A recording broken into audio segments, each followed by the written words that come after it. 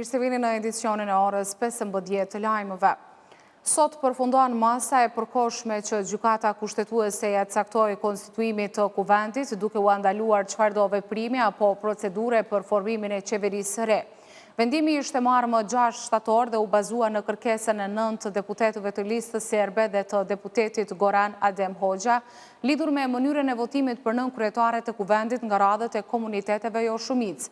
Gjykata kushtetuese do të vendos sot për hapat e mëtejmë në funksion të zhbllokimit të punës së kuvendit.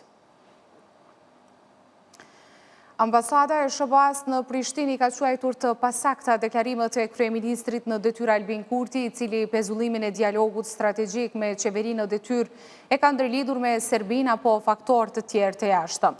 Në një përgjigje për Radio Televizionin 21, njëri nga zëdhënësit e ambasadës së SBA-s në Prishtinë tha se SBA-ja e ka shprehur edhe drejt për drejt shqetësimin e tyre te kryeministri, duke ia bërë të qartë se pezullimi i dialogut strategjik ka të bëjë me veprimet e qeverisë në detyrë. Çdo sugjerim se kjo lidhet me Serbinë apo faktorë të tjerë të jashtëm është i pasakt dhe në përpjekje për të shmangur çështjet thelbësore që janë në fjalë. Ne duam të ecim përpara me qeverinë kujdestare, por na duhet një partner që e kupton nevojën për të shmangur veprimet destabilizuese dhe që është i përkushtuar për avancimin e stabilitetit rajonal dhe mbrojtjen e të drejtave të gjithë qytetarëve të Kosovës. Ne do të vazhdojmë të vlerësojmë veprimet e qeverisë së përkohshme, thuhet në përgjigjen e ambasadës së SBA-s në Prishtinë dhe në Radio Televizionit 21. Reagimet e SBA-s duket se kanë ndikuar në ndryshimin e qëndrimeve të Kurtit, i cili ditë më parë tha se nuk është problemi i tij që SBA-ja e ka mision largimin e Serbisë nga ndikimi rus. Kryeministri në detyrë gjatë një bashkëbisedimi të organizuar nga Instituti Hudson me temë partneriteti në rritje Kosovë-SBA, tha se Kosova qëndron përkrah SBA-s në largimin e ndikimit rus. Kosova nuk po kërkon të shihet vetëm si përfituese e mbështetjes së NATO-s dhe SBA-s. Ne jemi një kontribues sigurie, një partner zhvillimi ose një aleat i palëkundur. Në një rajon ku ndikimi rus shfrytëzon përçarjet, Kosova qëndron fort me Shtetet e Bashkuara në fjalë, në politika dhe në veprime, tha kryeministri në detyrë Kurti. Ndërkohë, deputeti i PDK Sartan Behrami tha se reagimet e SBA-s ndaj qeverisë në detyrë tregojnë qartë se Kurti nuk ka qenë asnjëherë në koordinim me Amerikën. Reagimi i Shtetit Bashkuara të Amerikës përmes Departamentit të Shtetit, përmes ambasadës të Shtetit Bashkuara të Amerikës në Prishtinë janë dëshmi e gjallë që zoti Kurti tash e 5 vite në mënyrë sistematike ka gënjur Shtetet e Bashkuara të Amerikës dhe i ka prej në besë në shumicën e komunikimit që ka pas me ta. Nuk ka qenë asnjëherë i koordinuar dhe kjo e rrezikon jo vetëm marrëdhënien me Shtetet e Bashkuara të Amerikës, por edhe themelët mbi të cilat është ndërtuar shteti i Kosovës dhe themelët më të forta ky shtet i ka në koordinim me SBA-n. Prandaj, rrezikimi i marrëdhënies me SBA-n është rrezikim i vetë shtetit të Kosovës dhe Shtetet e Bashkuara të Amerikës kërkojnë partner serioz, kërkojnë partner që nuk i gënjen, kërkojnë partner që nuk i mashtron, kërkojnë partner që janë një linjë me doktrinën e tyre dhe me strategjinë e tyre për të pasur paqe në Ballkanin Perëndimor. Si komenton deklaratat e zyrtarëve të qeverisë në detyrë, por edhe televizjes vetëvendosje të cilët thonë që vetë vizita e Kurtit në SBA dëshmon se raportet me Amerikën janë të relaksuara dhe jo ashtu siç portretizohen nga partitë e ish opozitës, siç thonë ata. Po kjo nuk është betejë mes opozitës dhe lëvizjes vetëvendosje, kjo është betejë për Kosovën.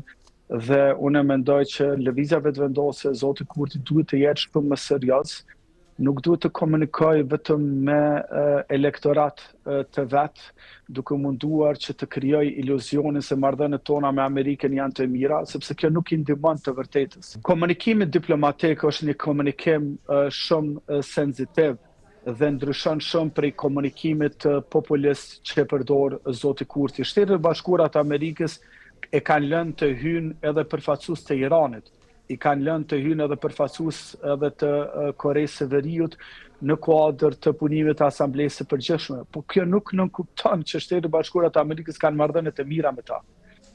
Ekspedita private, zotit Kurti, në Amerikë, nuk është dëshmi që ne kemi marrëdhënie të mira me Shtetet Bashkuara të Amerikës. Dhe ky mashtrim duhet të ndalet, sepse mashtrimet të tilla e rrezikojnë në mënyrë të drejtë për drejtë këtë marrëdhënie. Tallja që ja bën zoti Kurti dhe lëvizja vetëvendosje Shtetet Bashkuara të Amerikës, reagimit të ambasadës, reagimit të Departamentit të Shtetit, është një tallje që ka doza të rrezikut edhe për shtetësinë e Kosovës. Dhe kjo duhet të ndalet sa më shpejt. Komisioni Qendror i Zgjedhjeve po synon që në ditën e zgjedhjeve të 12 tetorit të prezantojë 2 lloje të rezultateve preliminare të zgjedhjeve lokale. Rezultatet jo përfundimtare nga zgjedhjet për kryetar të komunave dhe rezultatet për subjekte politike nga zgjedhjet për kuvende komunale do të mund të transmetohen brenda pak orëve nëse gjithçka shkon sipas planifikimeve nga KQZ, tha zëdhënësi i KQZ-s Valmir Elezi. Në zgjedhjet e 9 shkurtit, KQZ pati dështuar të transmetonte rezultatet preliminare për shkak të problemeve të paraqitura në platformat elektronike.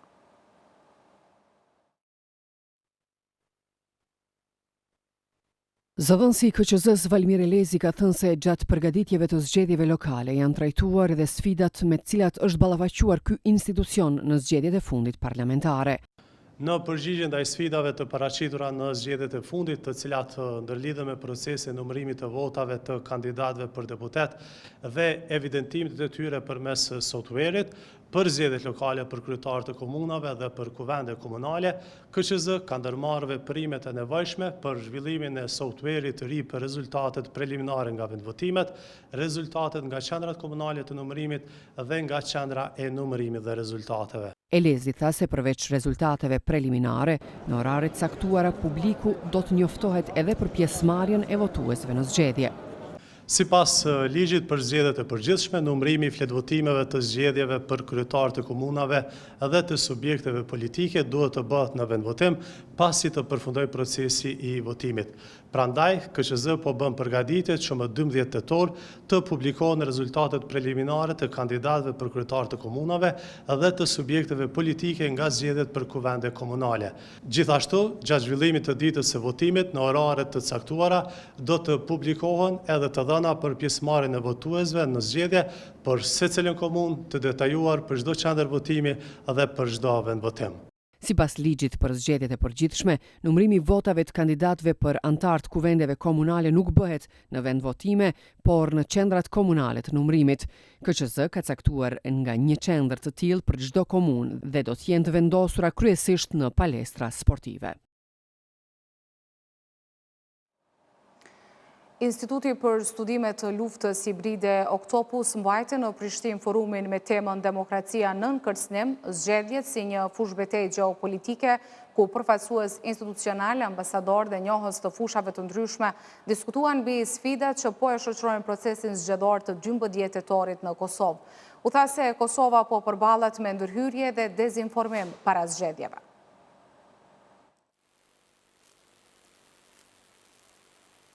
Drejtori i Institutit Oktopus, Arben Fetoshi, tha se gjatë fushatës për zgjedhjet e 12 tetorit, Kosova vazhdon të përballet me një terren operacione shkërcënuese, jo vetëm përmes propagandës dhe narrativave nxitse, por edhe me ndërhyrje politike e financiare. Ai tha se Serbia është ajo që po vepron për rënimin dhe destabilizimin e Kosovës. Si qendër rajonale e ndikimit rus, ajo përdor instrumente të njëjta si dezinformimin, rrjetin fetar, manipulimin kibernetik dhe ndërhyrjet politike e financiare për të rritur polarizimin, përqarjen dhe mosbesimin e qytetarëve serbë në procesin zgjedhor. Në këtë kontekst, sot Kosova përballet me sprovën e qëndrueshmërisë demokratike dhe me integritetin e zgjedhjeve si çështje të sigurisë kombëtare.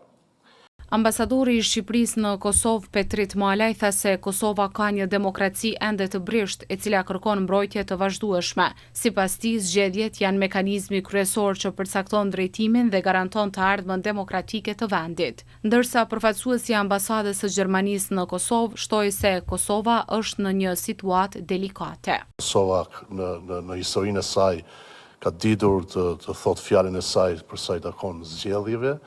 Zgjedhjet kanë pasur një maturi, kanë pasur një përkushtim, qoftë nga ana e qeverive të ndryshme që kanë qenë, që kanë drejtuar, por edhe nga ana tjetër edhe tek partitë. Ajo çka na mundon apo e mundon Kosovën për momentin është sfida në veriun e saj, dhe tregon që pikërisht demokracia është në kërcënimin e saj dhe vetëm do të thoja zgjedhjet e lira, vetëm zgjedhjet e ndershme janë ato që do të përcaktojnë rrugën. Së pari u ndaj vlerësimin se zgjedhjet, madje edhe në vende të ashtu quajtura të vogla si Kosova, janë sot një fushë betejë gjeopolitike. Pra Kosova është në një situatë delikate. Gjithashtu do të doja të theksoja se kur flasim për zgjedhje dhe demokraci dhe sundimin e ligjit, është po aq e rëndësishme t'i kushtojmë vëmendje asaj që ndodh brenda vendit.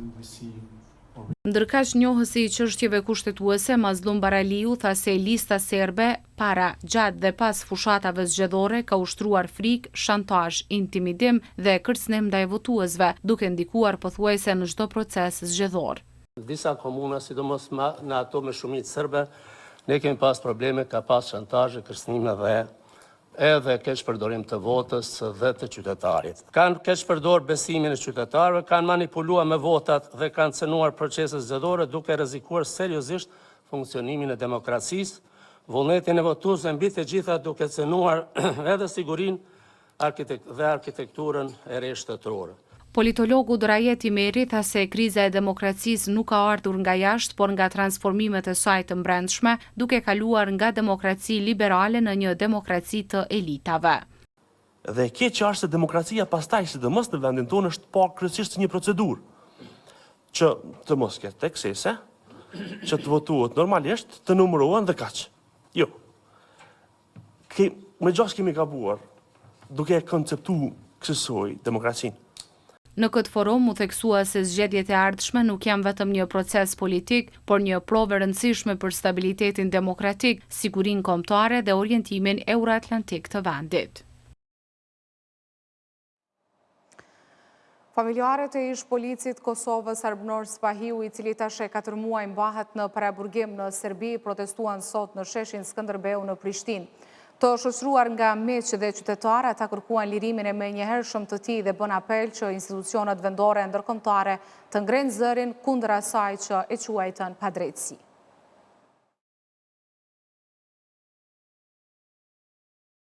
Organizatoria e protestës Drejtësi për Arbnorin, Erza Zeqiri, i bëri thirrje institucioneve të Kosovës dhe atyre ndërkombëtare që të angazhohen për lirimin e policit Arbnor Spahiu, i cili siç tha ajo po mbahet padrejtësisht në burg nga Serbia.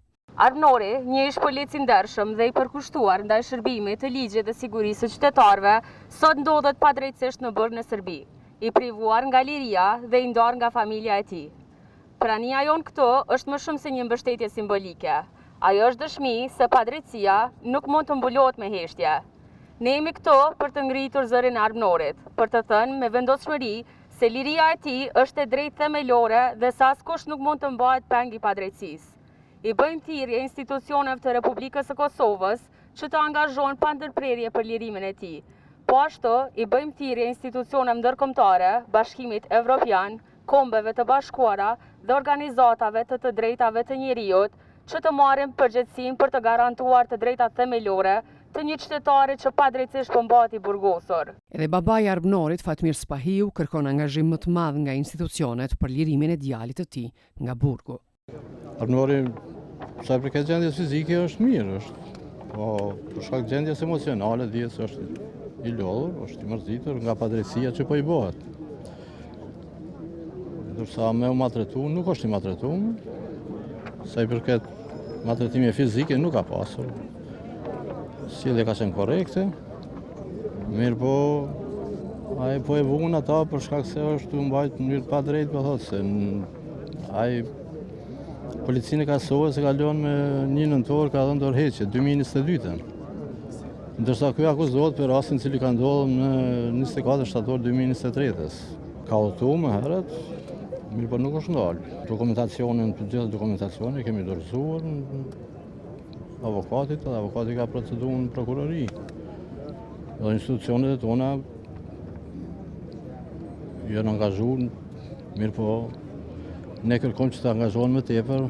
Familjarja tjetër, Donjeta Spahiu, kritikoi heshtjen e institucioneve, duke thënë se kjo është një padrejtësi e dyfisht dhe se shteti ka detyrim të mbrojë qytetarët e vet.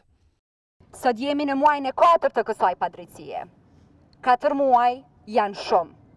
Janë të përjetuar si një përjetësi për familjen që zgjohet çdo ditë me ankth, me lot dhe me shpresën se një ditë kjo padrejtësi do të marrë fund.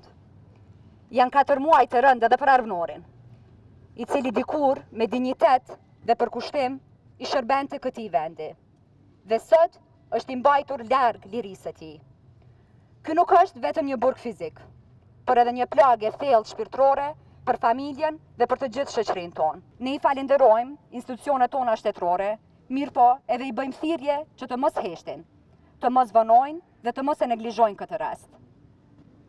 Heshtja e shtetit nuk është thjesht dështim, është një padrejtësi e dyfisht. Është detyrë e shtetit të mbrojë çdo qytetar të tij, pavarësisht se ku gjendet ai. Ish zyrtari i policisë Kosovës Arbënor Spahiu u arrestua nga autoritetet serbe më 7 qershor 2025 në pikën kufitare ndërmjet Hungarisë dhe Serbisë, ndërsa po udhtonte nga Austria drejt Kosovës bashku me familjen e tij. Më 9 qershor 2025, gjykata e Suboticës i caktoi Spahiut masën e paraburgimit për 30 ditë në akuzat që Serbia i quan si vrasje e rëndë në lidhje me Banjskën. Në dhomat e specializuarat Kosovës në Hag ka filluar dëshmitari 4 të mbrojtjes, James Peter Kovi, në gjykimin ndaj Hashim Thaqit, Kadri Veselit, Recep Selimit e Jakub Krasniqit. Kovi ishte zëvendësi përfaqësuesi të OKB-s në Kosovë, Bernard Kushner. Vetë dëshmitari tha se njihet edhe si Gjok Kovi. Ai tha para trupit gjykues se UÇK-ja nuk ishte një komandë qendrore dhe se ishte më shumë një lëvizje se sa një ushtri. Në të vërtet nuk kishte marrëdhënie të një moment apo të rëndësishme me këtë trup të komandantëve në terren dhe që kishte shumë pak gjasa që ata të kërkonin udhëzimet e tij, aq më pak urdhrat e tij apo që të raportonin për aktivitetet e tyre tek ai. Ashtu se kemi kuptuar në ato kohë nuk ka patur komandë qendrore. General Qeku ishte individi më me ndikim në UÇK dhe kjo është më shumë ndikim se të mbate përsi për këtë dhe kishte nevojë të dinte që kishte marrëveshje midis tyre, që kishte pajtim dhe gjatë takimes ne mund të shihnim General Qekun shumë të qetë, i cili shikonte prapa për të kontrolluar, verifikuar dhe të siguruar që komandantët e mbështesnin hollësit që po diskutoheshin për hollësit e marrëveshjes, detajet. Pra, neve na dha përshtypje që Qeku kishte nevojë të dinte të sigurohej që kishte konsensus që merrte për mbështetje nga komandantët në terren. Dhe kjo ishte tërësisht në përputhje me atë që kuptonim ne, sepse ne kuptonim që UÇK-ja ishte më shumë një lëvizje se sa një ushtri, ku secili individ në zonë apo komandant në terren kishte një autonomi të gjerë, ndërsa në realitet, qoftë kjo në realitet apo në imagjinatën e tyre, pra, po ata kishin këtë autonomi në terren e këtë pushtet. Ata mendonin që mund të bënin atë që vendosnin të bënin në zonën e tyre, pra që ishin të pavarur. Shtetet e Bashkuara i renditën Kosovën në nivelin 2 në raportin e fundit për trafikimin e qenjeve njerëzore. Kjo kategori përfshin vendet ku qeverit bëjnë përpjekje të konsiderueshme për të luftuar trafikimin me njerëz, por ende nuk arrin të përmbushin plotësisht standardet minimale ndërkombëtare. Në të njëjtën kategori renditën edhe vendet e tjera të Ballkanit Perëndimor, përfshirë këtu Shqipërinë, Serbinë, Malin e Zi, Bosnjë-Hercegovinën dhe Maqedoninë e Veriut.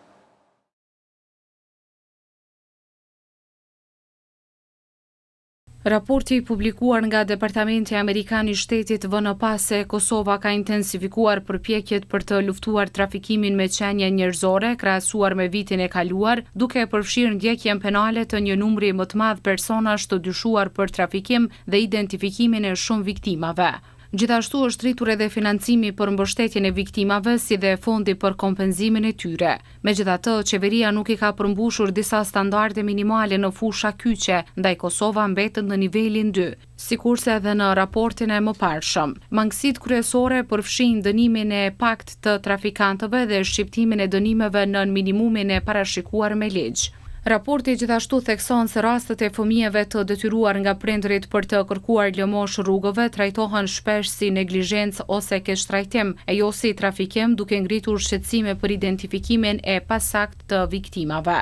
Qeveria nuk ka pasur kapacitet për të ofruar ndihmë afatgjate dhe ka ndarë më pak fonde për fushatat e ndërgjegjësimit, thekson raporti. Raporti i Departamentit Amerikan të Shtetit kujton se ligji në Kosovë penalizon trafikimin për qëllime seksuale dhe të punës me dënime deri në 15 vjet burg, por thekson se zbatimi i tij ka qenë i mangët. Vitin e kaluar, autoritetet ndoqën penalisht 17 raste të reja që përfshinin 49 trafikantë të dyshuar, krahasuar me 8 raste në vitin 2023 që përfshinin 10 trafikantë të dyshuar. Autoritetet vazhduan të ndiqnin penalisht edhe 6 raste me 14 trafikantë të dyshuar të iniciuara në vitet e mëparshme, por gjykatat dënuan vetëm një trafikant seksual, një rënje kjo e madhe krahasuar me 14 trafikantë të dënuar në vitin 2023, thekson raporti. Ai u dënua me 8 muaj burgim që ishte nën dënimin minimal prej 5 vjetësh burgim. Dënimet nën këtë minimum dëmtojnë përpjekjet për t'i mbajtur trafikantët përgjegjës dhe nuk pasqyrojnë seriozitetin e krimit, thuhet në raport. Mes rekomandimeve kryesore përmenden hetimi dhe ndjekja penale e trafikantëve dhe shqiptimi i dënimeve të rënda. Ju faleminderit për vëmendje dhe mirupafshim në edicionet e radhës.